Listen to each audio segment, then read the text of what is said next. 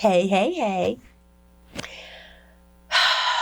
Okay, this question, I don't think many people get asked this question. It's all in relationship with everything that I've been through. And it's very relevant, which is why I want to make a video answering this question. But before I get into that, you know what to do. Make sure you click the subscribe button so you can get updated on new videos that I post. Don't forget to hit the bell, like, share, comment. Let's keep this conversation going. And allow me to introduce myself. I'm Aziza Kibibi, and I am an activist, published author, mother. I'm a chef. I love to cook, and I love to eat, and I love to bake. Which means I have to spend a lot of time in the gym. And amongst many other things, I've done so many things in my life, considering that my life has just begun to start. Being that my life has just started, essentially. And I escaped my father, director Aswada Yinde, when I was about 24 years old, from years and years and years and years of sexual, emotional, spiritual, mental, and physical abuse. I am most recently known for appearing on an episode of Evil Lives Here on Investigation Discovery. I've been on the Katie Couric show, among other things, Good Day New York, and I do everything that I have done publicly to raise awareness on the issues, because I don't think that child molestation and the taboos of incestuous abuse are really talked about and studied enough. So I have made it my mission, in order to put a stop to it, we have got to talk about it. Now, the question: what was it like for me to go to school for the first time? I know. It doesn't seem that much of a big deal, but let me tell you something. As a 35-year-old woman, trust me, it was a big deal. And I don't mean a 35-year-old woman going back to school, which a lot of people would tell me, especially other students in classes and professors. They'd be like, oh, it's so great that you're going back to school. And I'm like, no, it's me going to school for the first time, because I was homeschooled. Now, I know that's not necessarily something that's practiced very often nowadays. At the same time, I think it has a negative intonation to it. Like, stereotypically, when people think someone has been homeschooled, it's like, oh, they're Mormon, or they're from Utah, or, they didn't have access to education. Like, I think it's kind of frowned upon. But when you think about it, there are a lot of celebrities, especially child celebrities, that were homeschooled because they were in the public eye, they were doing their work, they were acting, they were singing. They had to be homeschooled. Michael Jackson was homeschooled. Khloe Kardashian was homeschooled. So it's like there's this extreme. There's like homeschool down here where it seems strange, and there's homeschool up here because it's privileged. Me, I think I fell in the strange category. My father was vegetarian. He raised us vegetarian. When you think about it, I'm sure a lot of people think, as I share these stories of what happened to me, it was almost like he was trying to start a cult. So then I find out later on that some cult leaders actually make their followers vegetarian because the proteins in meat makes a person more passive and less inclined to fight back. I don't know how much truth there is to that. I read a couple of journal articles on it, but it's like, that's the thing with science. It's like the theory of. So I don't even know how accurate that is. Nevertheless, I was raised vegetarian. In some cases, I couldn't even eat dairy.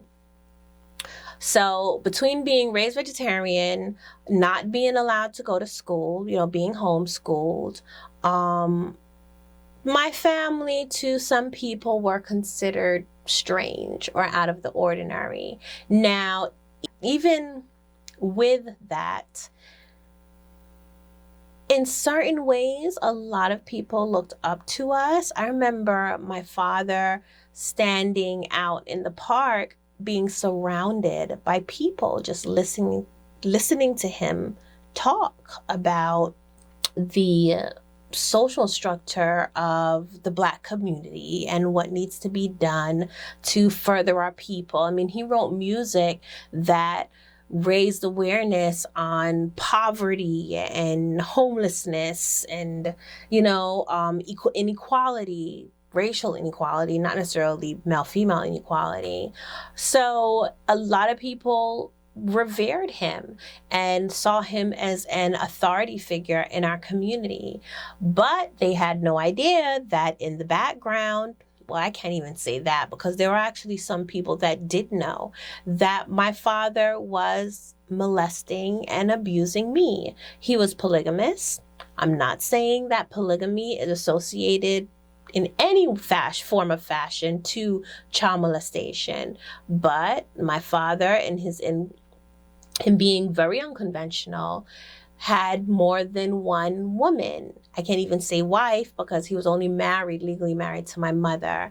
But I grew up with my father seeing and dating other women. And honestly, as a child, I kind of looked forward to him having a girlfriend because that just meant that there was less incidents of him molesting me. So yeah, it's something how such a simple question, going to school, can lead into so much other just serious stuff. My experience going to school for the first time was like, I was in awe. I was like, oh my gosh, I had listened day in and day out for a certain period of my life before my father didn't allow us to start talking to them. I listened to my cousins share with me and my brother about their experiences in school and having friends and there being cheerleaders and people and kids being in sports and like I longed for that life.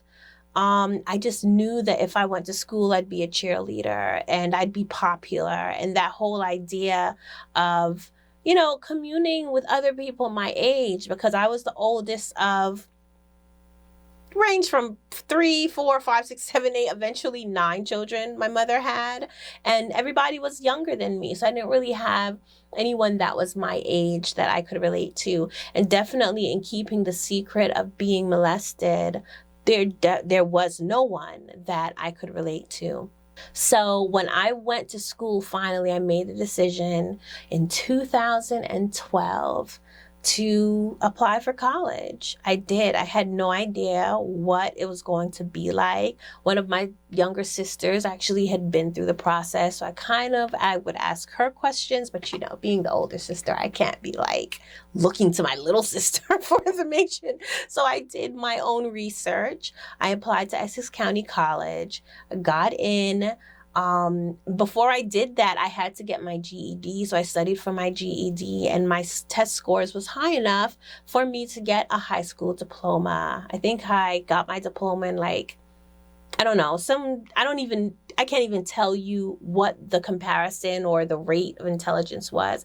I do know that while I was being homeschooled as a child, my father did set up for me to be tested.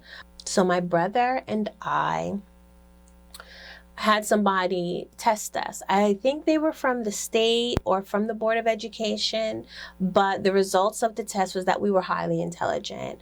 My brother scored in the 98th percentile of children his age based on his knowledge and intelligence.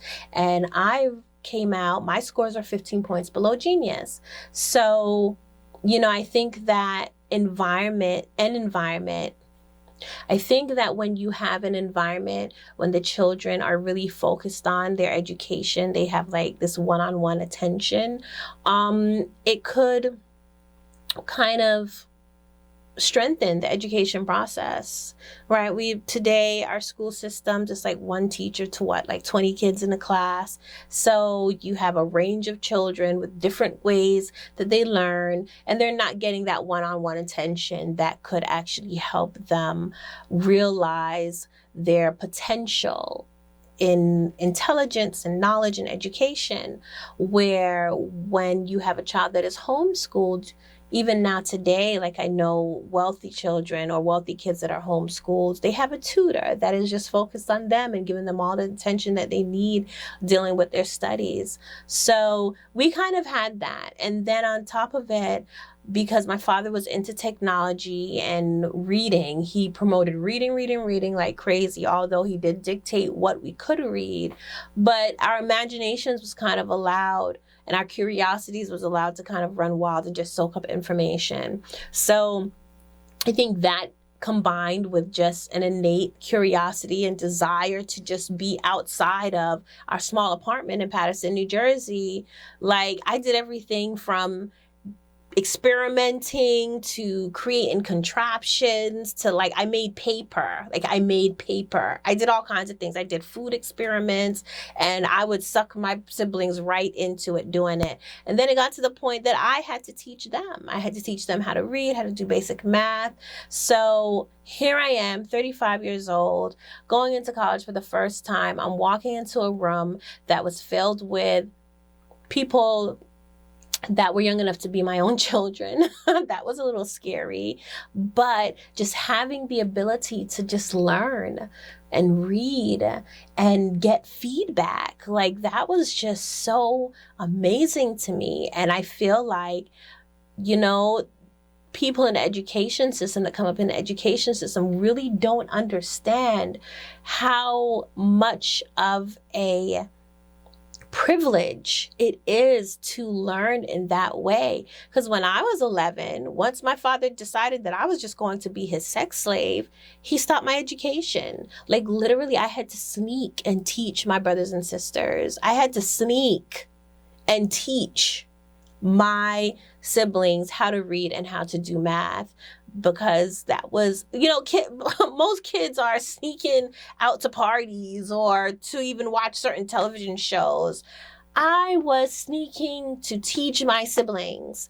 And I remember one time in our house in East Orange, like literally he came up the stairs while they were filling out some dashed line problems and learning how to write letters. He started coming up the stairs, and I had to grab everything and hide it. So yes, my education from my parents only went till I was like 11 or 12.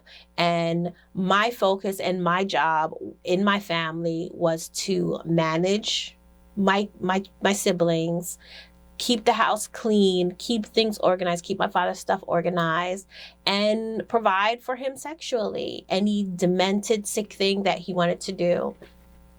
So education was not on the top of the list. So here I am now, you know, education is just like, knowledge is just like open to me. And I loved my school experience. I love my experience at Essex County College. I love my experience at William Patterson University. And I'm just ready to learn more. That's why I like this whole psychology thing that I'm going after. I am going to figure out how to help survivors in a textbook way, right? I'm going to apply my insight, my experiential insight, along with whatever the universe wants to send me, because we all really know innately, we know what the truth is in our hearts. And I think we just struggle with our brains and our hearts and our souls. That along with some textbooks and some historical studies. And figure this out with some help from you, my audience, and anyone else that I tend to come across. We can figure this out. We can figure this out and save the world. All right. So again, make sure you like, comment below. Let's continue this conversation, and subscribe to my YouTube channel so you can be notified on anytime I post new videos. You know, these Q&As are one thing, but have you guys checked out my video with my son, Aloba? That crazy black and white one that he did? Make sure you go and check that out, because it's funny as hell. I think it's funny anyway. I mean, I know he's my son and everything, so I have to say that he's funny, but he is the son that I have for my father, and he's just like a force to be reckoned with. He's a trip. So go check that out. Okay. I like to post videos of my family. I'm going to get my daughter in here talking soon. So stay tuned. Press that bell and keep it moving. Be blessed, for you are a blessing. Bye.